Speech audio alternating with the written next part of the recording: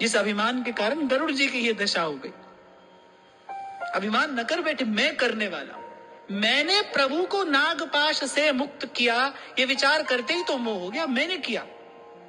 जैसे ही जीव कर्ता बनता है, बस वैसे ही तो वो किए हुए कर्म को, उसके फल को भोगने वाला भोक्ता भी बन जाता है। करता रहेगा तो फिर भोक्ता भी रहेगा। ध्यान रखना, अगर आप करता हो तो फिर आप भोगता भी हो, अगर आप कर रहे हो तो आपको भोगना भी पड़ेगा, वो सुख हो या दुख हो, अच्छा हो या बुरा हो।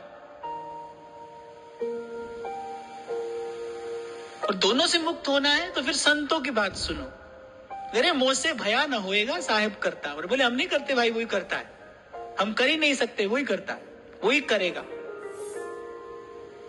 इसलिए अनेक अनेक प्रकार से आपको यही कहा जाता है, भाई अब कोई नया संकल्प मत करो। कम से कम जिसके जीवन में सत्संग आ गया है, जिसके जीवन में ये चिंतन आ गया है, कम से कम वो तो अपना बखेड़ा और ना बढ़ाए भाई। जो पहले से है उसको ही किसी प्रकार से निपटा लो, और तो मत बढ़ाओ। नहीं मांग तो मन की पूरी ना करो। मन तो मांगता रहेगा, आप देते रहोगे क्या? मन तो मांगेगा।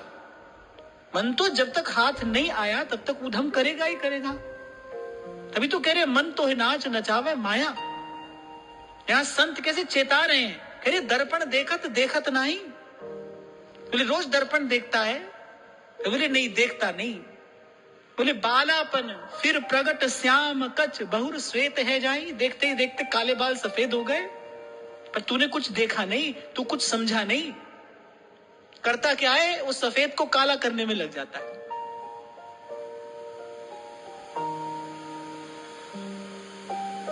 वो जो सफेद हो रहे हैं उसको काला करने में लगा है, पर जो संकेत मिल रहा है उसको नहीं समझ रहा है, उसको नहीं देख रहा है।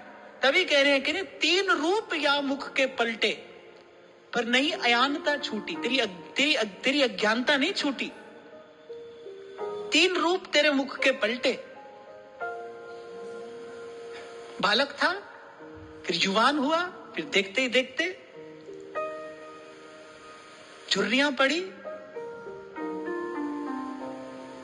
जिस पर बहुत इतराता था वो रूप देखते ही देखते कपूर की भांति उड़ गया, पर कह रहे नहीं अज्ञानता छूटी।